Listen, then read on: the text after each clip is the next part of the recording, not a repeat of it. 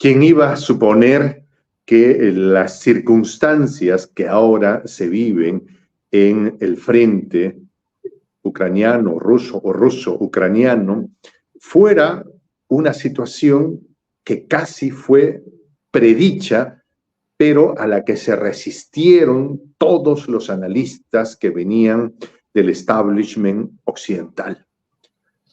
Fernando Moragón es una de las voces que ha ganado mayor credibilidad y presencia en los medios alternativos desde febrero, desde ese febrero en el que comenzó la ofensiva de Rusia en una zona extremadamente complicada del planeta.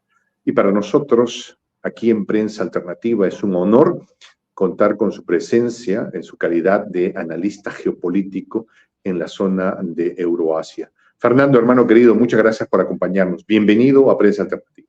Muchas gracias, Juan José. Es un placer estar con vosotros en Prensa Alternativa y nada, gracias por invitarme. Contraofensiva que será fulminante y durará algunos días, probablemente unas semanas, y estaremos, no sé si tomando vodka, quién sabe champán, en Crimea, decían algunos.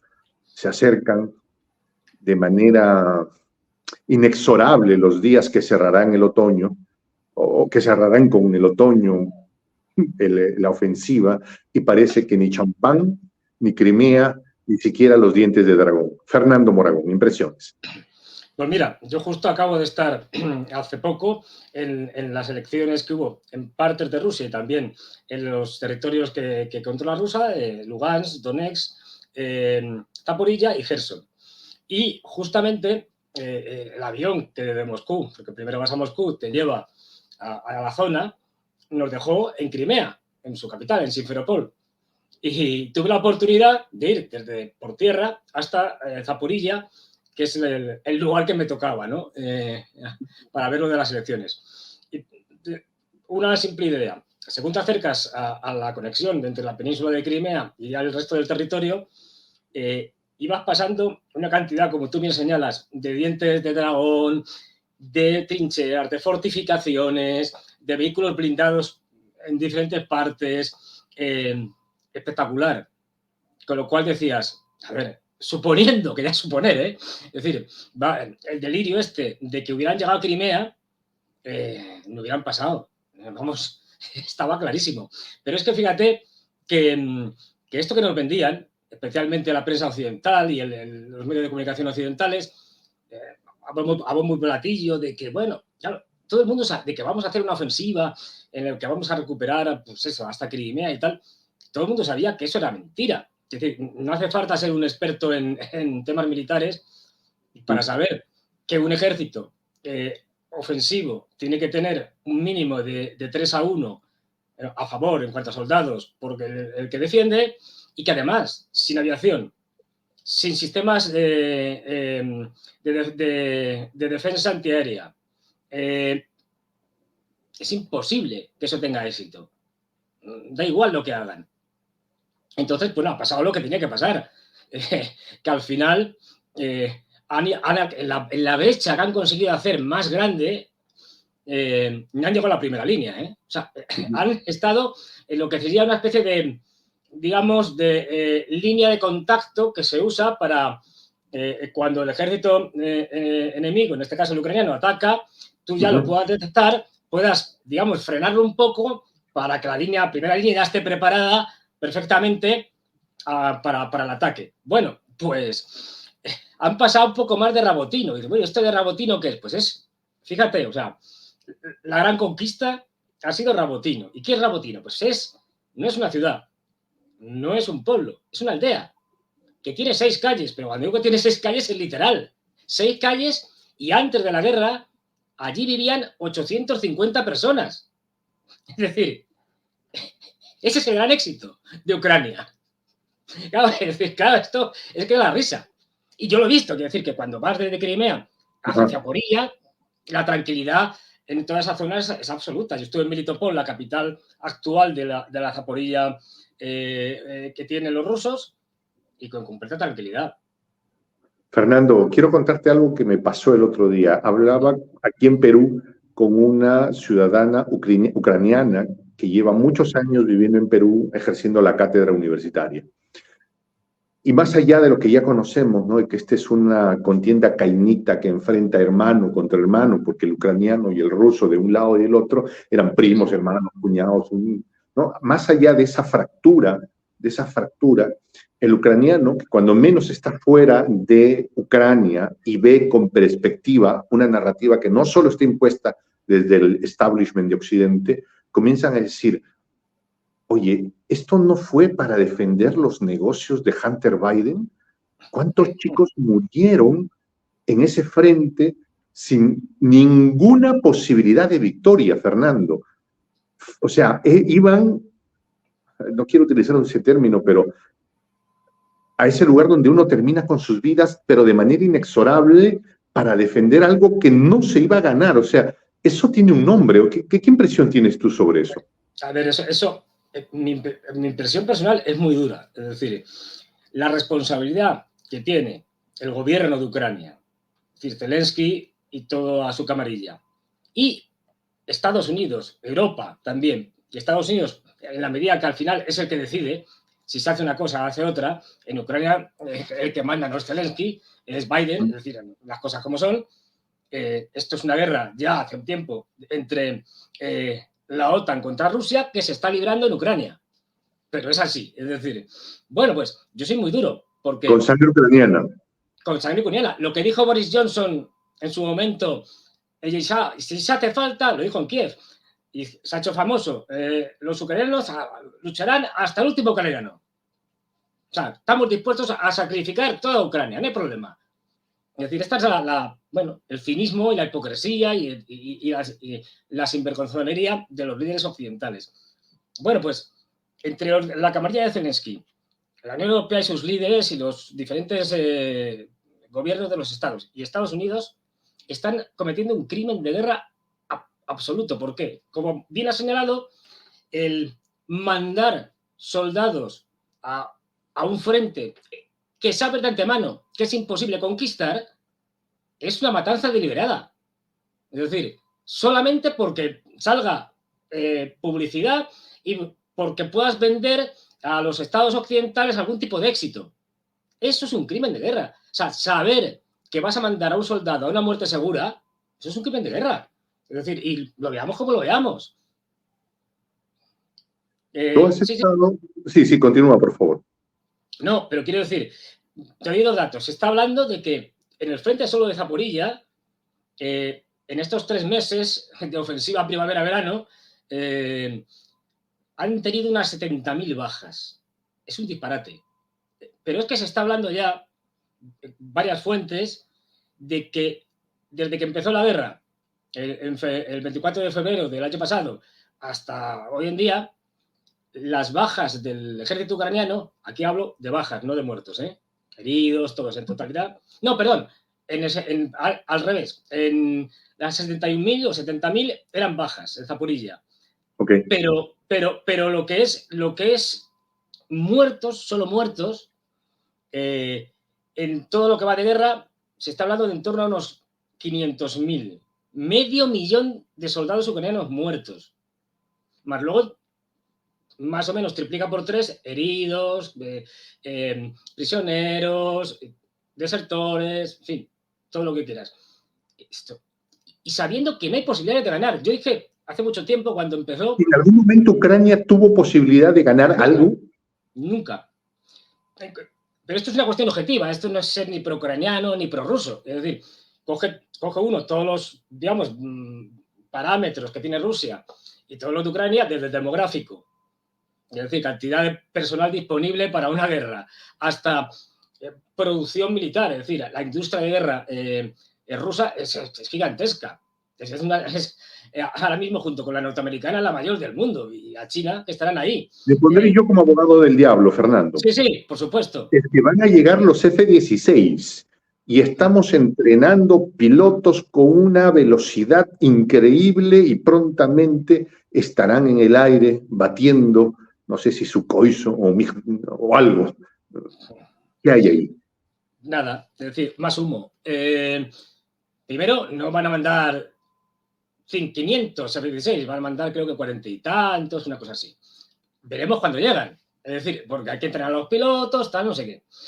Pero es que encima Rusia, a diferencia de la OTAN y de Estados Unidos, fundamentalmente, donde tienen una práctica, una doctrina militar en la que la aviación es fundamental, es decir, cuando si te fijas, Irak, Afganistán, lo primero que van es la aviación, pum, destrozan, bombardean, tal, y luego ya entra el resto. La doctrina, primero soviética y ahora rusa, heredada de los soviéticos, es diferente. Ellos lo que tienen es el mejor sistema antiaéreo del mundo, por capas. De tal manera que si viene un misil y lo tengo que derribar a 300 metros, lo puedo derribar a 300 metros, pero lo puedo derribar a 300 kilómetros también. Es decir, ese sistema por capas, un F-16, que por muy modernizado que esté, es un avión diseñado pues en los años 70, si mal no recuerdo, es decir, tampoco es el mejor de los que tienen ni de lejos, pues da igual, o sea, ya pueden hacer lo que quieran.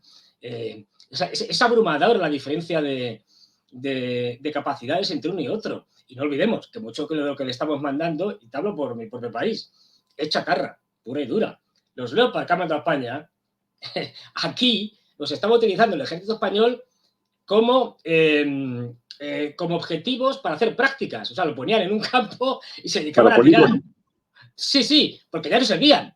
Es decir, porque es que no lo ponían y bueno, pues a ver quién le da la vuelta. No sé, ese tanque viejo, ponle un listón y mándalo. Claro, solo un barco de claro, sí, pues tuvo que hacer todo tipo de reparaciones, canibalizar otros tanques que había por ahí viejos, coger las piezas que funcionaban y además tomamos unos 5 o 6, que ya ves tú, 5 o 6 tanques que le ha mandado a España.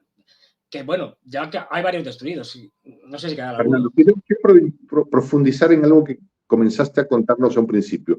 Tú estuviste hace algunos días atrás, no solo, me parece, confírmame tú, o en todo caso amplíanos el concepto, estuviste en el frente, estuviste observando procesos electorales, cómo, en qué circunstancia, fue una invitación, ¿qué es lo que viste? Profundiza en lo que tú creas pertinente, por favor. Pues mira, fue un proceso electoral, a ver, teniendo en cuenta que la línea del frente, para que os hagáis una idea, Melitopol, donde yo estaba, que es aquí digo la capital, de la línea del frente está a unos 60 kilómetros, más o menos. 60 kilómetros del frente. Del frente, sí. A ver, al frente no te dejan ir porque, claro, eres experto internacional y tal, no quieren que te pase nada. Es decir, entonces no te acercan a la primera línea porque, pero vamos, se ve todo. Es decir, en Melitopol ves la tranquilidad de la gente, ves que la gente está haciendo... ¿Tú llegaste a Melitopol? Sí, Melitopol. Sí. Es decir, la gente está haciendo su vida tranquila, normalmente. Los rusos creo que tuvieron una muy buena idea, que ya habían puesto en práctica antes, es que dieron 3 días de votación, de los cuales 2 se hacían en urnas móviles y 1, digamos, en colegios electorales, el último, tradicionales. ¿Por qué? Para evitar que hubiera bombardeos directamente a colegios electorales, solo se ponía el último día. Y esto de las urnas móviles, que tanto nos quejamos aquí de la dictadura rusa y tal, pues es un invento estupendo, que en España no tenemos, por cierto, ni en Europa no creo. La comisión electoral... Bueno, en fin, es otra historia. La comisión electoral tiene los censos y tal, y entonces mucha gente puede solicitar, por la razón que sea, porque son mayores, porque ese día, yo qué sé, no pueden salir de su casa, que vayan a su casa. Y entonces la comisión electoral, 2 miembros de la comisión electoral con una urna pequeña y con 2 policías al lado, va allí, llama, pum, pum, tal, registra, ve los datos y votas. O sea, te llevan la urna a casa. Que eso permita a mucha más gente votar. Imaginemos, por ejemplo, una residencia de ancianos. Aquí en España no tienen nada que hacer. Si quieren votar, como no vaya alguien de la familia y se lo llevan a un colegio electoral, no vota. Qué bueno sería que personas que están en ese momento pues eso, realizando las elecciones, fueran con una urna al sitio, es decir, a la residencia de ancianos y pudieran votar todos aquellos ancianos que quisieran. Es decir, pero es que fíjate, una anécdota que yo creo que es muy reveladora. Cuando íbamos con estas urnas móviles, acompañándolos, Llamaron a una casa, pum, pum, pum. Ah, pues no debe haber nadie y tal. Entonces salió el vecino de al lado Ya. con toda tranquilidad, como hacía buen tiempo, bastante calor, pues el vecino iba sin camiseta, o sea, de cintura para arriba, desnudo. Como si fuera en la playa, digamos. Efectivamente. Entonces ya ahí Ya. tranquilamente y le dice nosotros íbamos con traductores y le dicen a los de la comisión electoral que es que no están, que han ido a no sé dónde y tal. Y dice, entonces yo le pregunto a mi traductor, y dice, oye, ¿le podemos preguntar y tal? Claro. Mira, que se lo digo. Y dice, sí, sí, sí, me podéis preguntar lo que queráis, pero con toda tranquilidad. Y eso sí, le dijo, le da la gracia, le dijo uno de la comisión electoral, oye, pero pasa un momento a tu casa y ponte una camiseta, que vas a salir. O sea, O sea, eso este detalle que me estás contando, quisiera para que lo entendamos más. sí. ¿Qué relación hay entre la población, el hombre y la mujer de pie que trabaja, con las perversas y malévolas fuerzas de ocupación del comandante Dar Putin? Dar Putin. Es buena idea esa. Es decir, a ver, cuando tú estás imaginemos, en un territorio, lo ocupas y la población es contraria a ti, a la gente se la ve de otra manera, se la ve tensa, si la policía o los militares se le acercan, van a estar, pues eso, nerviosos, intentan pasar disimulados.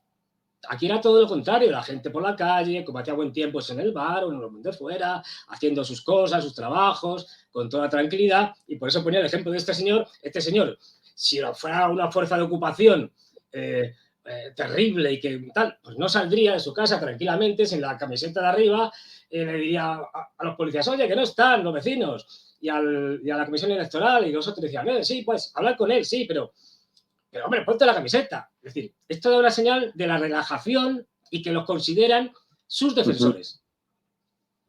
Profundiza un poco más qué tipo de proceso, para la gente que no siempre tiene que conocer todo, qué tipo de proceso se estaba llevando, cuál era el impacto, qué participación viste, qué se decidía en este proceso. Aquí lo que se elegían eran varias cosas. Aquí se elegían, digamos, para así entendernos, los diputados provinciales, es decir, Ujú. allí llaman Blas y tal, de las regiones, y también diríamos lo que serían las alcaldías, para entendernos, o sea, los concejales y tal de cada pueblo, ciudad, Los etcétera. gobiernos locales, digamos. Sí, los gobiernos locales, efectivamente. Entonces, bueno, estuvimos visitando bastantes colegios electorales, estuvimos viendo la votación con toda tranquilidad, también el día bueno, que se votaba ya en colegios electorales, el último día, y además tú podías votar, imagínate, un refugiado de Zaporilla, ruso, que se había ido antes y que ahora estaba en Moscú, por ejemplo. Había habilitados en las grandes ciudades rusas centros para que esa gente pudiera votar y no tuviera que irse a su región. Es decir, pero además es que un ucraniano, si demostraba con un pasaporte, con un, digamos, carnet de identidad, etcétera, es decir, que él residía allí, podía votar desde cualquier parte. O sea, hasta los ucranianos de Ucrania podían votar. Es decir, que eso es algo inconcebible. Es decir, solicitándolo. Y ya digo, la transparencia absoluta. ¿Qué Siempre, partidos participaban? ¿Ahí había alguno afín al pensamiento de Dar Putin? sí, claro, estaba. Bueno, a ver, es que esto de la política rusa tiene su cosa. Es decir, digamos que el partido de Putin, aunque él no está en el partido, pero digamos el partido oficial que apoya a Putin, Y le apoya en todo siempre se llama Rusia Unida. Rusia Unida estaba allí. Y luego estaba en el Partido Comunista, que es el segundo partido a nivel nacional, en la Duma estatal, en la Cámara, digamos, de los Diputados. Luego estaba el Partido Liberal Democrático, que es un partido peculiar, lo dirigía antes Zirinovsky, como yo el año pasado, y es un partido nacionalista, con toques, digamos, a veces también liberales, una cosa muy rusa, digamos. Y luego había otro partido que era más liberal. Es decir, eran estos cuatro los que se presentaban a todos los comicios y a todas las alcaldías y tal. Y bueno, ya digo, el sistema de votación muy sencillo, o sea, tienes en la papeleta los 4 partidos, le pones una cruz y ya está. Las urnas, por supuesto, transparentes, es decir, se veía todo, con precintos numerados, es decir, que las garantías eran enormes. Luego en Moscú... Para entender, no es que había una lista única a la que iban a votar, no. Y con un mandato imperativo que acá hay un candidato y ya. No, para nada, es decir, para nada. Y de hecho, ya digo, es que luego fuimos a Moscú y estuvimos en el centro electoral donde se recogen todos los datos de todos los procesos electorales. Y estuvimos ahí viendo cómo funcionaba todo, nos estuvieron explicando cómo tenían organizado el tema de la cadena de bloques, del blockchain, para evitar cualquier tipo de falsificación, de ataque y tal. Y nos dijeron, yo me acuerdo que les preguntamos si, oye... A ver, perdón. Sí, el proceso electoral está soportado por un sistema peer-to-peer de cadena de bloques. Sí. ¿En serio? O sea, nos llevan años luz, porque ese es un sistema que nadie puede vulnerar. Fernando, claro. Yo no lo creí, ni lo sabía. O sea, supe que alguien alguna vez propuso que se podía hacer un proceso electoral con sistema peer-to-peer, que es el sistema que soporta el Bitcoin u otra criptomoneda. No lo sabía. Profundicen eso, por favor. Sí, pues de hecho estuvieron enseñándolo y explicándonos. Había un montón de gente que está trabajando con ordenadores y tal, y nos estuvieron explicando de cómo, para evitar cualquier tipo de manipulación del voto, se utilizaba la cadena de bloques, donde se introducían, digamos, todos los resultados desde las diferentes mesas electorales, y eso hacía casi imposible, hasta el punto de que nos contaban de cualquier tipo de falsificación o ataque, porque nos contaban que solo en los 2 primeros días el sistema electoral ruso había tenido 20.000 ataques externos. Ya podemos suponer de quién. Es decir, del occidente colectivo, que se suele decir. 20.000 ataques externos. Luego resulta que son los americanos. ¿Te imaginas a Boris presionando 20.000 veces un botón? Sí. Pues eso. Pues tu primo Joe. Bueno, esa es otra. Es decir, que las garantías eran enormes. Incluso, ya digo, hacían todo lo posible para que la gente votara y estuviera a gusto. Y además, incluso si nos ponemos maquiavélicos, tiene su lógica. O sea, tú tienes un territorio que es nuevo, con lo cual vas a hacer todo lo posible por ganarte la población. Esto está claro. Y de hecho, las carreteras en Zaporilla eran todas nuevas. Yo tengo la suerte de que estuve en Ucrania, en concreto en Crimea también, o sea, cuando Crimea pertenecía a Ucrania, hace ya muchos años. Con lo cual puedo comparar la Crimea que yo vi en aquella época y la Crimea que he visto hace poco. Nada que ver. Es que los ucranianos no habían invertido en 30 años nada. Es decir, no habían hecho nada. Y ahora, Simferopol es una ciudad nueva. Además con la gente por la calle, porque hacía buen tiempo, las terrazas, un ambiente, una relajación. Y todas las carreteras son nuevas y se ven nuevas de hace poco. O sea, que las han hecho hace un mes. No, las han asfaltado o reasfaltado hace un mes. Y todavía habías allí construyendo carreteras. Es decir, que hay ya en marcha, no solo en Crimea, que ya lleva más años, sino en Zaporilla, que es donde yo estuve, por ejemplo, un proceso de reconstrucción de infraestructuras, de todo tipo de cosas. Y eso antes no existía. Es decir, porque ya digo, por desgracia... a esta zona en calidad de observador civil, por una invitación. ¿Cómo es que sucede esto? ¿Y qué función cumpliste? Eso que me preguntas es clave, es interesantísimo. Porque, a ver, además los rusos tampoco son tontos, es decir, fuimos en calidad de expertos electorales. Y dices, bueno, ¿y qué se diferencia un experto de un observador? No es lo mismo. Un observador internacional, digamos que tiene que dar un veredicto sobre las elecciones de carácter más o menos vinculante, me explico. Es decir, generalmente los observadores internacionales son organizaciones que, además, para poder tener una perspectiva del proceso completo, como hace la OSCE, llevan un mes antes un equipo, luego están una semana antes, llega más gente, durante las elecciones, tal, y luego después de las elecciones también se queda un grupo. Es decir, una persona lo que puedes es ver, es decir, y preguntar y decir que quiero ver esto, quiero ver aquello, enséñame aquello, voy a preguntarle a un elector, a los de la mesa, y de ahí que fuéramos en calidad de expertos. Es decir, porque nosotros ni quitamos ni damos legitimidad, contamos lo que hemos visto al proceso porque no tenemos... ¿Fue una invitación o fue de motivación propia? No, fue una invitación y yo creo que fundamentalmente por parte de los rusos para protegernos. Porque te cuento ahora, aquí parece que no, pero las democracias europeas, estas del jardín de Borrell, ya sabes, aquella famosa frase donde dijo que está Europa y tal. A ver, hay que decir, las cosas son así. Por desgracia, las élites europeas, y tengo experiencia directa, son supremacistas blancos y racistas hasta la médula. Hasta la médula. Que daría para mucho que hablar. Pero bueno, de ahí el jardín de Borrell y otras cosas. ¿Qué es lo que pasa? Que para protegernos, porque ya saben cómo actuaban los europeos, y especialmente la Unión Europea, nos dieron esta categoría de expertos. ¿Por qué? Porque ya, de hecho, nada más llegar, y luego si quieres te lo paso,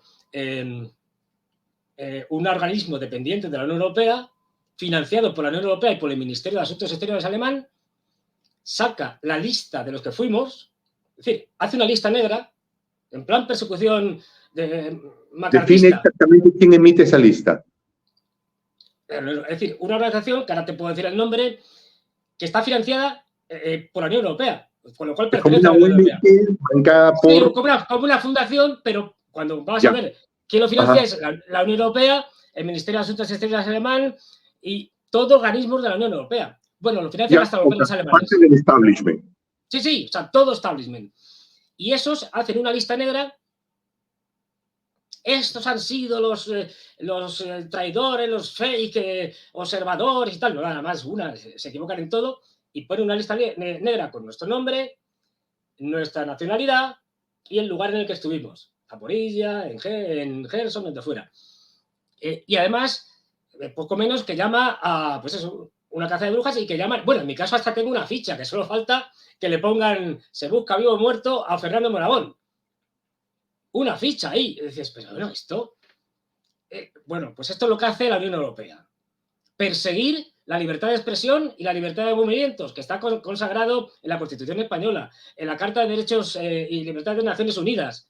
Pues esto ya aquí no se cumple en Europa. O sea, Fernando, ¿qué sientes tú cuando ves eso? Siendo un ciudadano español, europeo, que se veía, que Borrell veía, como eso que dices, el jardín de Borrell. Pues, sientes tú? Por un lado, tristeza, por otro lado, desgraciadamente, no es algo que surja de repente, llevaba ya muchos años esa tendencia de la Unión Europea a convertirse en una dictadura europea. La Unión Europea, no olvidemos, no es un organismo democrático, solo está elegido democráticamente el Parlamento Europeo, que apenas tiene capacidad legislativa, con lo cual es más testimonial, y que, por ejemplo, que llaman a la gestión día a día y los que mandan, que es la Comisión Europea, eso no los elige nadie. Eso los ponen los diferentes presidentes, hacen sus cambalaches y los nombran. Y por eso tenemos a la señora von der Leyen y al señor Borrell ahí. Eso es un trapicheo entre países. Es decir, que nadie los ha elegido.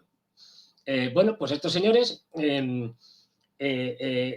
nos tienen ya, digamos, como toda Europa está endeudada, nos tienen ya, digamos, agarrados hasta tal punto que nuestras economías, como dependen de la compra de deuda del Banco Central Europeo, en el momento que alguien diga, no, esta medida no estoy de acuerdo, o yo no estoy dispuesto a hacer esto, llegan y dicen, dan la orden al Banco Central Europeo, córtales el crédito. Y claro, quiebras. Eso es lo que pasó con Grecia, cuando Syriza y todo esto. Y no, o sea, la democracia en Europa ya no existe. Hay una cúpula de una organización regional, mundialista, globalista, favorable a los intereses de Estados Unidos, y que están destruyendo Europa. Es decir, es que, claro, la economía alemana se está hundiendo. Y se está hundiendo porque ha dejado de tener gas barato de Rusia. Ahí quiero que profundicemos un poco y hagamos comparaciones que pueden ser odiosas, pero que sirven como referente. Tú has estado en zonas que han pertenecido en algún momento a Rusia, fueron entregadas a Crimea, ahora parece que están reincorporadas a Rusia, pero la población, ¿cómo reacciona? ¿Cómo está viviendo? Tú me hablas de una relación medianamente tranquila y normal hacia los militares que están en la zona. En comparación, a ver, hay una sensación de no tengo con qué llenar la olla para mañana y la culpa de esto la tiene Putin. Pregunto, las comparaciones pueden ser malévolas y perversas. ¿Percibes que en España, en Alemania, en Europa hay gente que dice no puedo pagar el servicio de energía porque alguien está mandando dinero hacia afuera para una guerra que no le entiendo? ¿Hay algo de eso? No sé si la comparación es muy tosca, Sí, pero... no, pero te entiendo perfectamente. Hay, es decir, me explico. A ver, en el caso de los nuevos territorios, es decir, de Gerson, Zaporilla, Donetsk y Lugansk, ahí la sensación es de protección, es de seguridad, es decir, y de relativa tranquilidad, depende también la distancia que hay al frente, porque la artillería puede alcanzar más o menos unos 20 kilómetros como mucho, de tal manera que si estás más alejado, estás más seguro. Es decir, pero la vida es normal, es tranquila, o sea, no hay... Y la gente tiene que comer, o sea, ahí no hay gente pidiendo. ¿Supermercados cómo están? ¿Los taquilleros de los supermercados? Sí, bien, lleno, es decir, no hay problemas. Además, mucho más barato que los supermercados aquí, que con la inflación que han desatado, en buena medida, las medidas absurdas de la Unión Europea, como cargaron nuestra principal fuente. Gente pidiendo limosna en las calles. No, en España sí, en Madrid sí, allí no. Es decir, en España sí, en Madrid, vamos, yo lo veo todos los días. Y eso que yo vivo en un barrio, en una zona de renta alta. Es decir, imagínate si te vas a los barrios de renta baja. Es decir, están hundiendo la economía europea a sabiendas. Es decir, saben que lo están hundiendo porque son gente, te digo, globalistas que no creen en esta nación y lo que quieren es un gobierno corporativo mundial en la que ellos van a estar integrados de alguna manera. Y por ahí que sirvan a los intereses de Estados Unidos y no a los intereses de los europeos, que esta es la gran tragedia de Europa actualmente. Y que además hay algo, y bueno, lo que decías, a ver, aquí en Europa, no, aquí en Europa es tal el bombardeo de los medios de comunicación de masas, que además es unánime, que aquí la gente, pues claro, se cree lo que ve en la televisión, lo que ve en un periódico, lo que oye en la radio, y bueno, aquí es un disparate. O sea, esto, tú oyes lo que pasa, lo que nos cuentan de la guerra, y es otra galaxia. O sea, aquí los ucranianos seguían ganando hasta hace 2 días la guerra. Vamos a ver, ¿cómo es eso posible? Es decir, aquí, bueno, por decir todo, a Putin ya se le ha matado 7, 8 veces. Quiero decir, que han dicho, Putin se ha muerto y tal. Bueno, no, Putin está muy enfermo y está a punto de morirse. Hasta han dicho, no, si Putin ya se ha muerto, el que está es un doble. O sea, para que te hagas una idea del disparate continuo. Pero claro, si te machacan con eso continuamente y no hay otra alternativa, ya tienes pues, que meterte en internet, buscar canales a lo mejor de Telegram o de lo que sea, la gente no tiene tiempo. Entonces se traga todo esto. Y al final la culpa es de Putin. También es cierto que la reacción inicial, cuando empezó la guerra, fue más fuerte, apoya a los ucranianos, tal. Esto ha ido bajando. La gente cada vez le preocupa menos el tema de Ucrania, está, pues eso, a lo suyo, y ya ha habido protestas, especialmente, bueno, en Francia, bastante duras, y incluso cada vez hay más tensiones internas dentro de la Unión Europea y de la OTAN, porque pues, una de las cosas que hicieron es quitar todos los aranceles al grano ucraniano para que pasara por tierra hacia Europa. ¿Qué han conseguido con eso? Hundir la agricultura de Polonia, de Eslovaquia, de Hungría. Claro, todos estos países han dicho, ni hablar. Es decir, resulta que ahora metéis un grano sin aranceles, entonces no podemos competir y los agricultores han protestado en esos países y estos países, fíjate, Polonia, que es antirrusa visceral, ha dicho, no, pero esto, que me juego las elecciones, que las tengo en octubre. Es decir, generales, ha dicho el gobierno polaco que no acepta eso y de hecho ahora mismo han dicho todos estos gobiernos que van a prorrogar la sanción a la agricultura ucraniana para que no pase por sus países. O sea, tú fíjate el lío que está montando la Unión Europea, sobre todo con las autosanciones. ¿Y cómo se va a resolver esto, Fernando? ¿Cómo se va a resolver esto? Bueno, en el caso de Ucrania yo lo tengo claro, va a ganar la guerra Rusia. Lo que yo preveo, me puedo equivocar, es que ahora, pues eso, en finales de septiembre, principios de octubre, terminará la famosa ofensiva esta ucraniana sin resultados. A partir de ahí viene un periodo de muchas lluvias, que convierta aquello en un barrizal intransitable. O sea, he visto tanques hundidos hasta la torreta, para que te hagas una idea del barrizal espectacular. Con lo cual, ahí, digamos que los combates son son menores. No puedes hacer ninguna ofensiva ni contraofensiva porque sí, impracticable aquello. El general invierno. El general invierno, bueno, en este caso sería el general otoño más bien, pero bueno. Pero luego, lo que yo creo que va a pasar es que los sudamericanos ahora mismo tienen un problema, y gordo, que es que ya le han sacado todo el partido que han podido al tema de Ucrania y tienen las elecciones el año que viene. Y claro, esto lastra cada vez más a Biden, porque los republicanos le están diciendo, usted se ha gastado cientos de miles de millones de dólares en Ucrania, de los contribuyentes, para esto, para un desastre, es decir, para no conseguir nada. Y además, sale Trump, es demagogia, pero bueno, y dice, no, si salgo presidente, en 24 horas lo resuelvo, hablo con Putin y tal.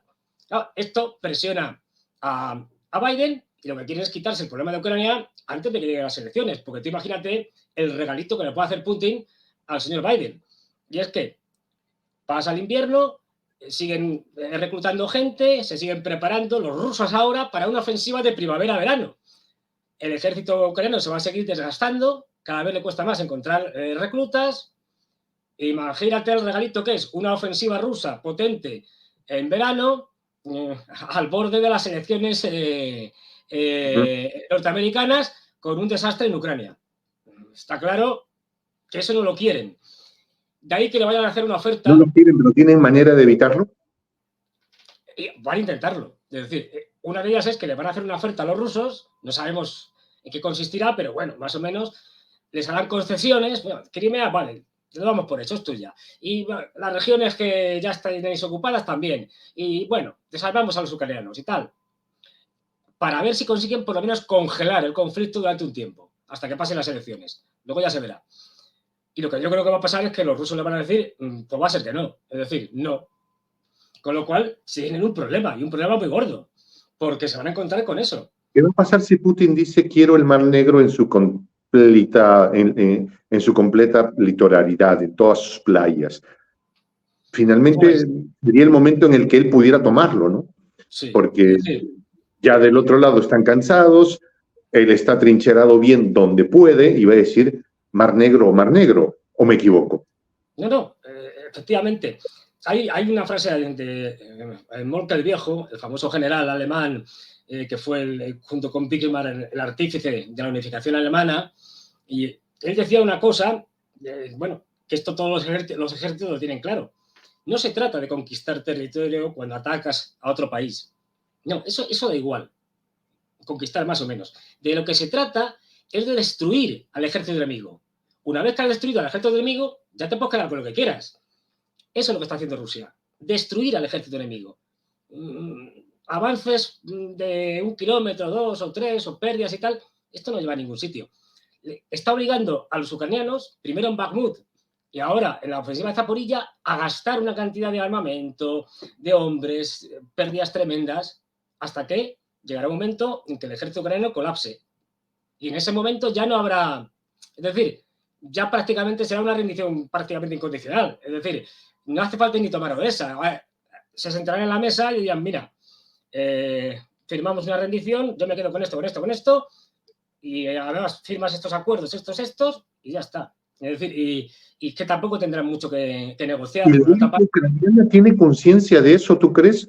¿O están tan embebidos en...? Porque yo me pongo que están como... Miran hacia un lado, ven el frente, y ven esa trituradora de vidas que se ha convertido el frente, pero voltean al otro lado y ven una lluvia de millones de dólares que les cae, que terminan en casas invertidas, ¿no? En mansiones de lujo. Entonces miran a un lado y miran al otro lado, y creo que en esa vorágine se han disociado tanto que no tienen contacto con la realidad. Es una apreciación mía.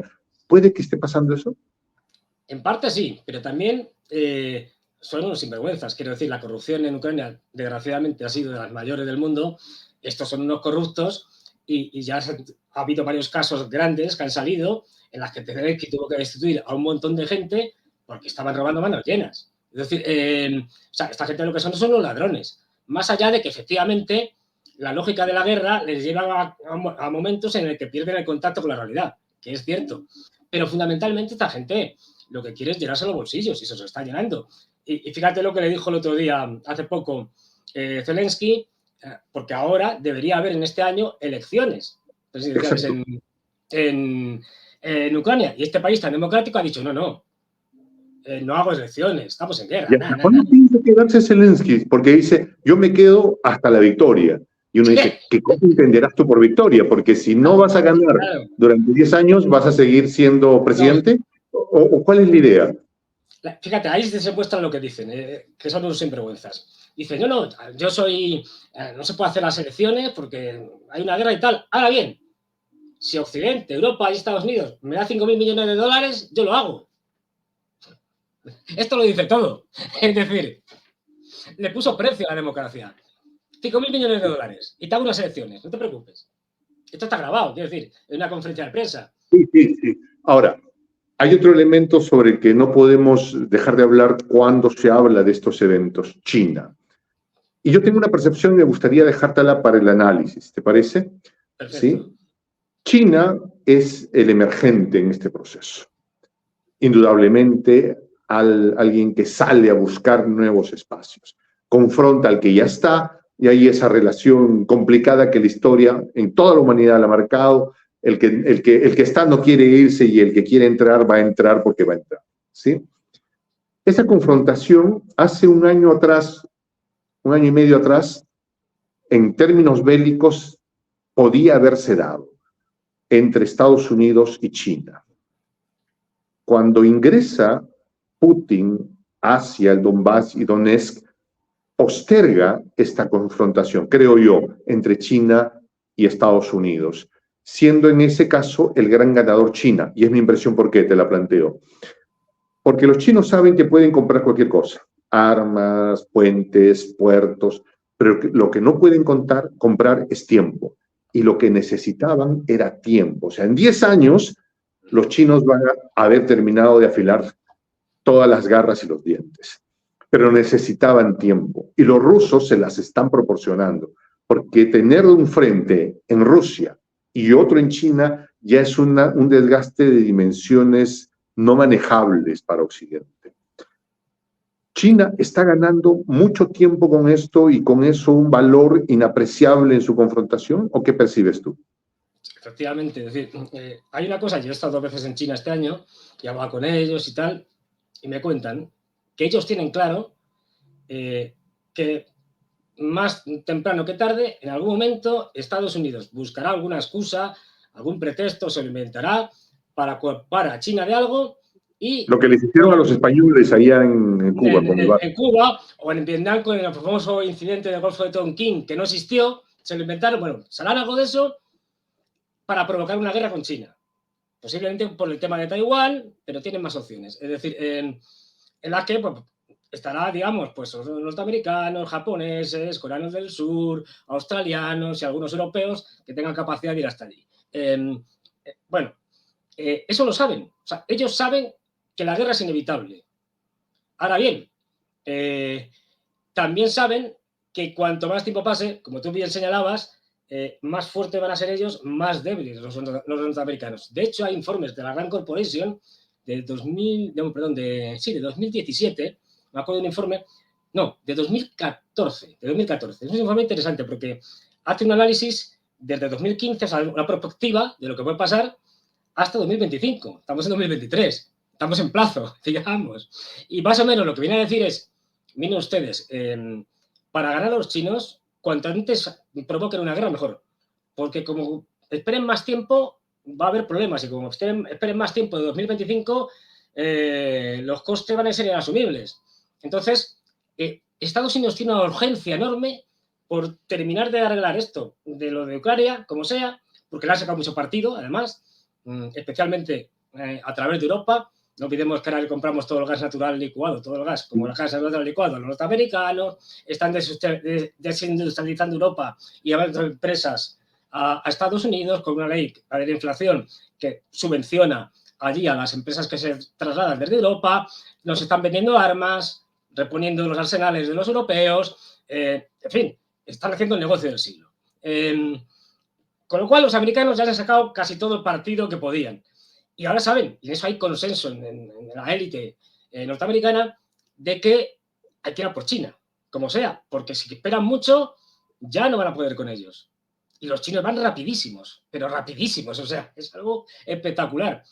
Con lo cual, ojalá me equivoque, pero yo creo que en 2, 3 años, con mucho, habrá una guerra entre Estados Unidos, posiblemente indirectamente a través de Taiwán, pero habrá una guerra con China.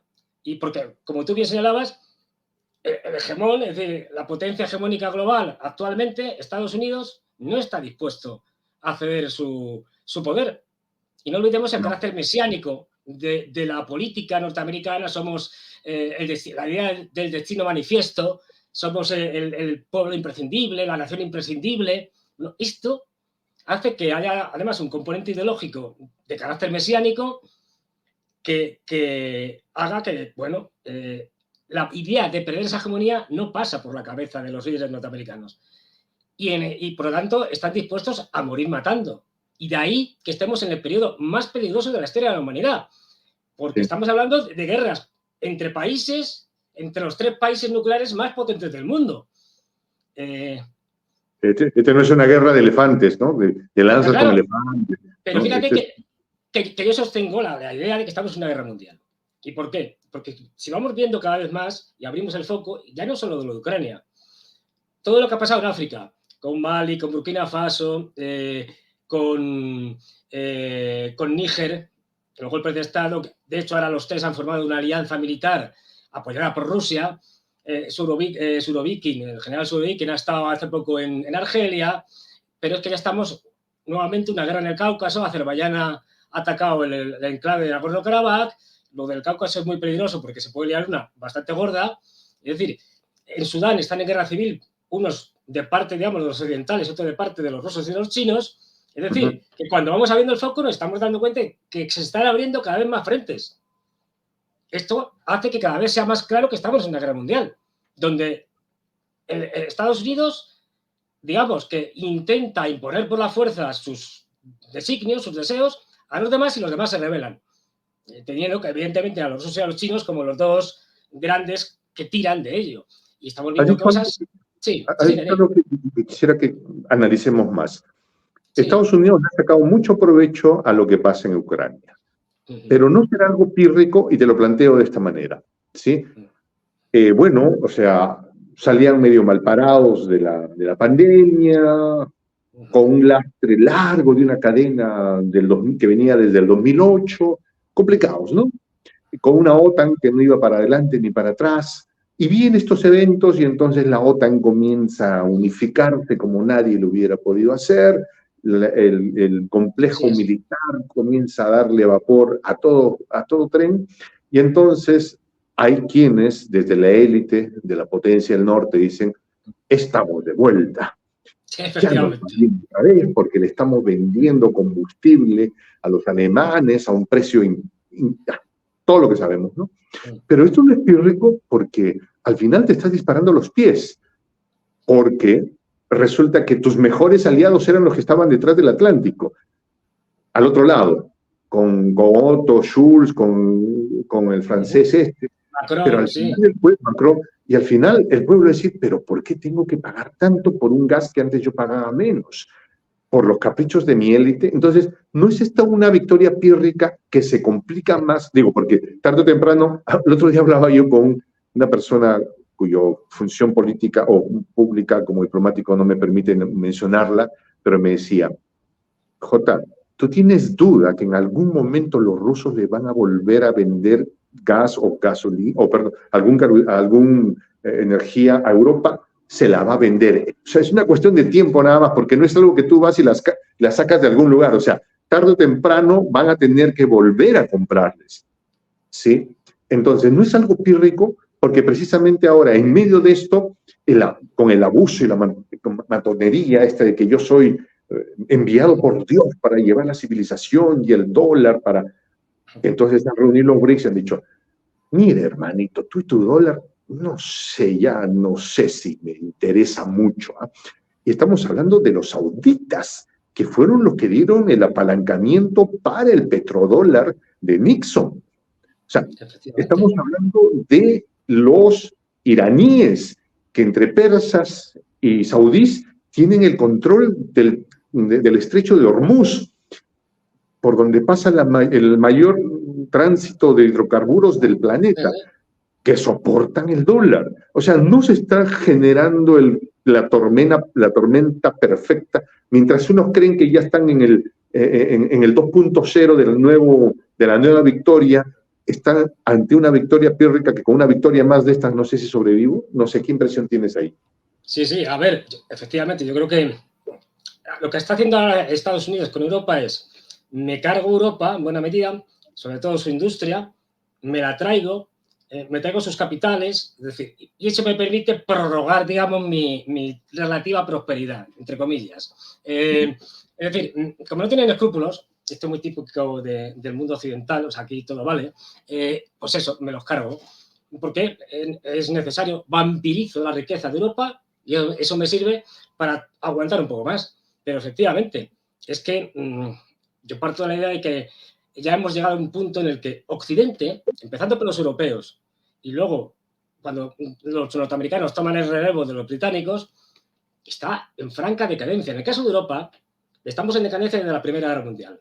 La lucha imperialista entre potencias imperiales deja una Europa arrasada y luego con la Segunda Guerra Mundial ya absolutamente destrozada y de hecho tenemos que descolonizar porque no podemos mantener las colonias, no porque se nos aparezca por ahí una idea de los derechos humanos y tal, no, es porque nos echan, es decir, de las colonias.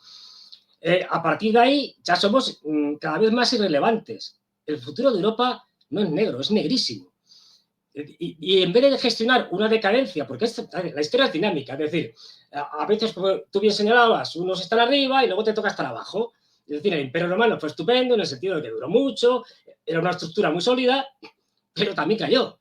Duró 500 años y el Imperio Romano Occidente terminó cayendo. O sea, nada es eterno en la historia. Bueno, pues Europa lleva en caída picada desde hace tiempo y eso es irreversible. Lo que tenemos que gestionar es esa caída con racionalidad, que estamos haciendo justo lo contrario.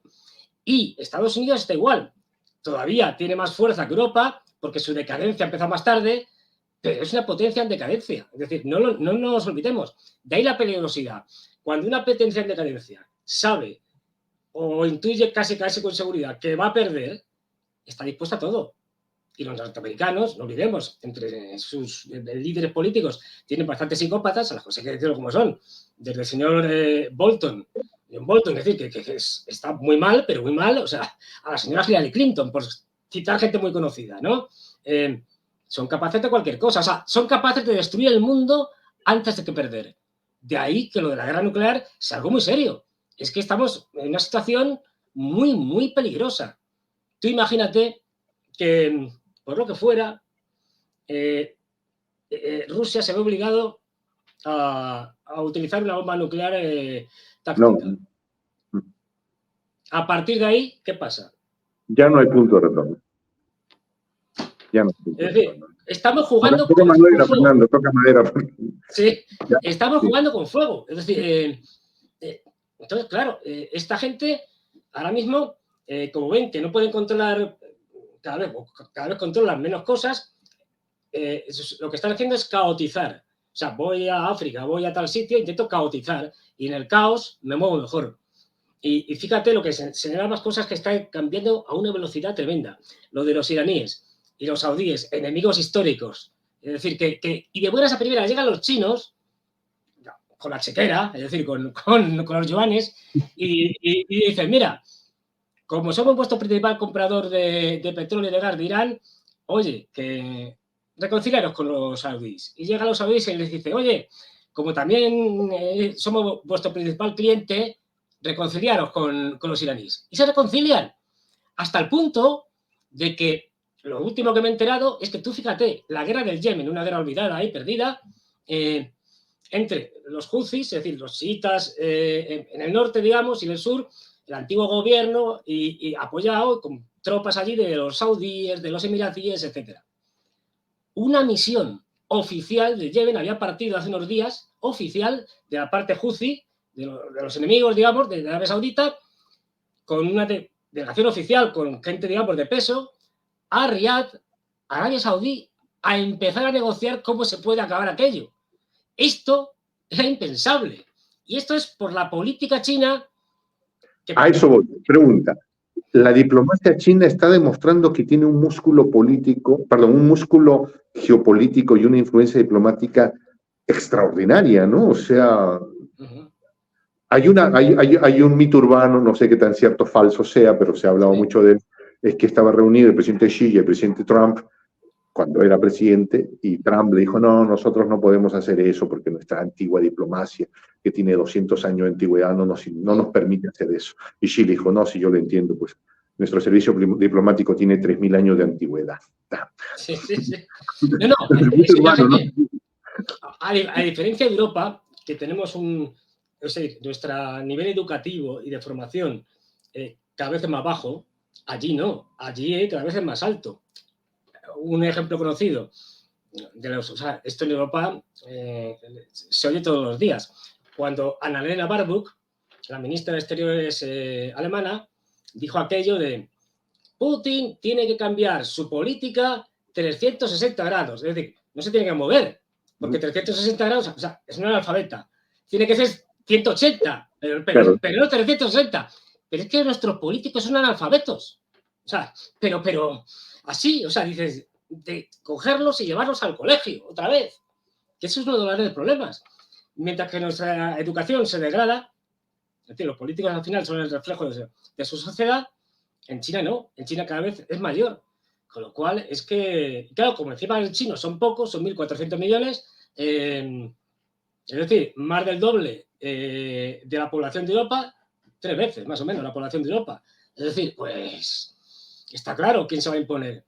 Y además, dejamos fuera de esta conversación el tema de África, que sobre todo a los latinoamericanos nos resuena mucho porque tenemos como historias compartidas, ¿no? He tenido la oportunidad de hablar con muchos académicos africanos y uno de ellos me dijo que veían a América Latina como los hermanos del otro lado del mar. Tenemos ahora mismo que en el Sahel el espíritu, no sé cómo lo vas a ver, de Tomás Sankara o de Patrick Lubumba recorre el continente, extirpando al fantasma de Leopoldo II en todos sus extremos. Y tenemos al presidente Ramaphosa allí hace unas horas en las Naciones Unidas diciéndole a Occidente la riqueza de África es de los africanos. Y esto fue como si les hubiesen insultado le hubieran hablado a su mamá, a algunos inversores en el Wall Street neoyorquino. ¿Qué hay sobre eso? Hombre, yo creo que hay una cosa que es clara. Al principio, es decir, en el caso de América, España y Portugal como potencias coloniales, pero bueno, España y Portugal ya no pintan nada en la política mundial y fue hace más o menos 200 años, excepto en el caso de Cuba y de Puerto Rico, Filipinas, etc. Bueno, pero Sudáfrica, que digamos está más reciente y que además, cuando descolonizan los europeos, sobre todo en el África francófona, no solo, pero sobre todo en África francófona, hace una descolonización a medias. Lo de Níger es absolutamente impresentable, por poner un ejemplo. Pero ¿cómo no se van a levantar? Níger, como otros países, no tiene moneda propia. Tiene el franco CFA, que es una cosa que se inventaron los franceses para controlar las economías. Pero además está obligado a depositar el 50% de todos sus activos, oro, acciones, bonos del tesoro, lo que tengan, en el Banco Central de Francia, que es inaudito, y solo puede disponer de un 20% como máximo.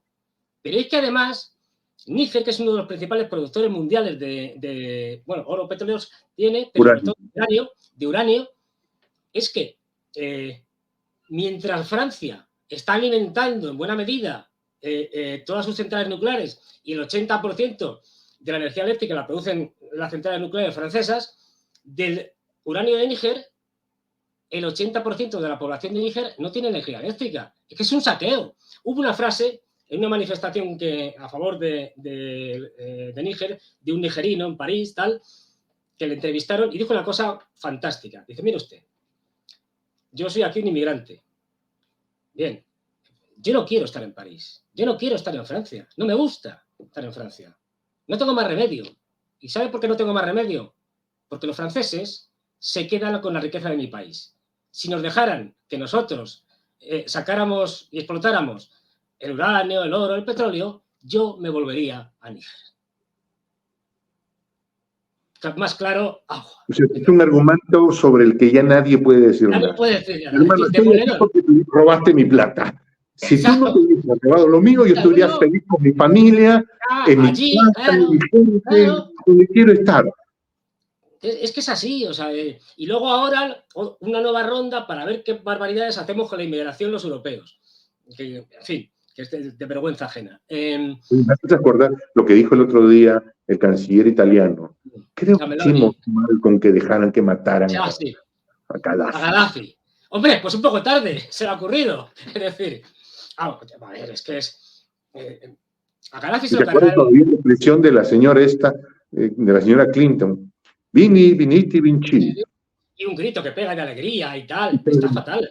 Es una cosa que yo... O sea, ¿aquí andan mal del coco alguien o...? Sí, o sea, hay un problema de psiquiatras. O sea, que mucha gente allí, de las élites políticas, están fatal de la cabeza. Quiero decir que, vamos... Yo me acuerdo, por ejemplo, de John Bolton, tenía un artículo desquiciado donde decía, yo el tema de Oriente Medio lo arreglo enseguida. Venga, como en la época colonial, Escuadra y Catalón. Esto, cojo un cacho de aquí, de varios países, y monto el Sunistán. Aquí el Chistán. Aquí el Kurdistán. Y tú decías, esto no puede ser. Quiero decir, hay que estar muy, muy ajeno a la realidad, o sea, para poder decir esas barbaridades que son inaplicables. O sea, pues esa gente es la que gobierna Estados Unidos en muchos aspectos, con lo cual los hace más peligrosos todavía.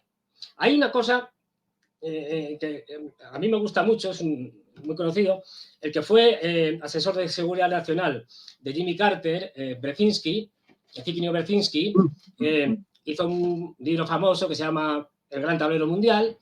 Está escrito en el 1997, y entonces él hablaba, lo que defendía en el libro es cómo Estados Unidos podía seguir siendo la gran potencia del siglo XXI. Entonces, pues ponía varios escenarios posibles y tal. Y al final llegaba diciendo, bueno, hay un escenario, a ver, esto no lo contemplo, esto casi imposible, pero bueno, lo cuento por contar algo. Este escenario, que será el peor para Estados Unidos, sería que, por ejemplo, pues si hubiera una alianza, por ejemplo, entre Rusia con China y que además se le uniera un tercero como Irán. Brzezinski falleció hace 2 o 3 años. Antes de morirse, hizo varios artículos y uno de ellos habla de eso y dice, miren ustedes, lo han hecho tan rematadamente mal, han conseguido justo el escenario más difícil, que olvídense, ya no van a ser la potencia hegemónica mundial, hablen con los rusos, hablen con los chinos y repártanse el mundo. Esto que dices me hace acordar, pues Brzezinski es un personaje que ha decidido la vida de la mitad del planeta, creo yo, a través de los conceptos que ha definido. La última reunión que tuvo Putin, o la única que tuvo Putin con Biden, me parece que fue en Bruselas, el objetivo, en aquel momento, si revisamos la prensa, era la de Biden, de pese a haberle dicho que era un asesino, porque los dislates que tiene el señor son extraordinarios, son de antología. Pero el objetivo de esta diplomacia presidencial era atraer a Rusia hacia Estados Unidos y alejarla del dragón, para decirle, oye, tú no te acerques, hacer un poco lo que hicieron con la China de Nixon y Kissinger. Claro. Nixon. ¿Cómo se llamaba el presidente chino aquel entonces? Hu Jintao, ¿no? Sí. No era Hu Jintao, era... No.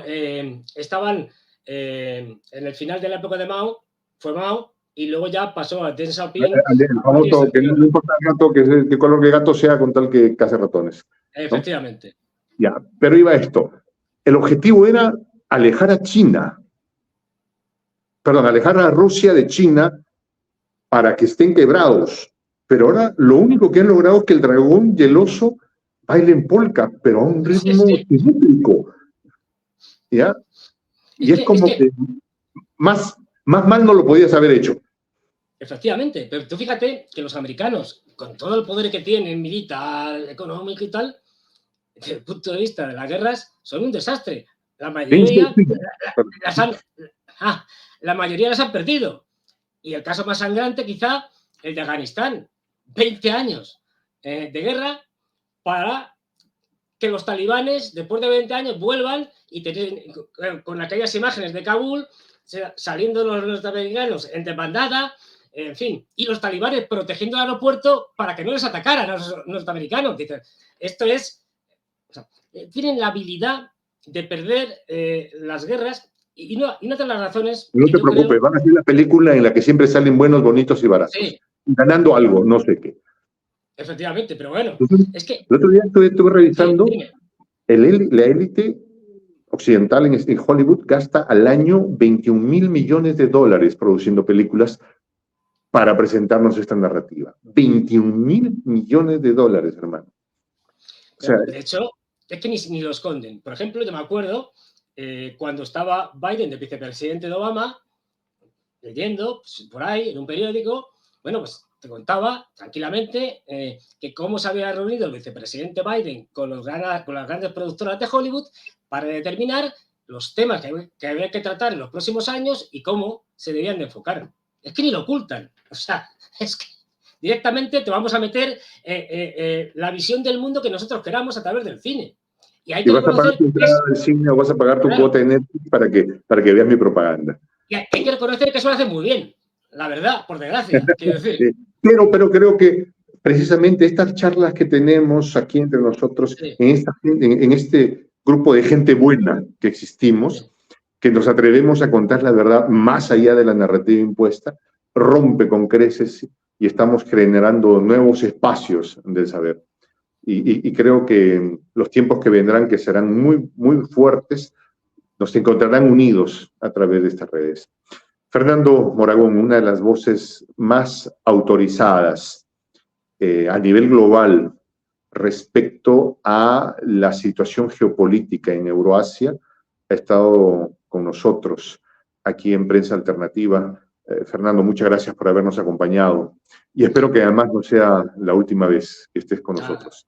A tu disposición y muchas gracias por invitarme porque yo puedo hablar gracias a que gente como tú nos dais la oportunidad de hablar, porque si no, los medios de comunicación occidentales nos tienen vetados. Es decir, gracias porque podemos expresar nuestras ideas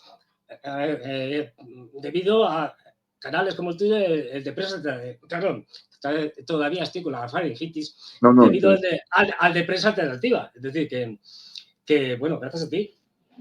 claro que sí. Muchas gracias, Fernando. Me tengo que despedir. Te voy a pedir que mantengas, que no cortes todavía la señal un minuto después del corte, porque hay un tema de renderización del video. Mi nombre es Juan José Castillo, el J. Gracias por habernos acompañado.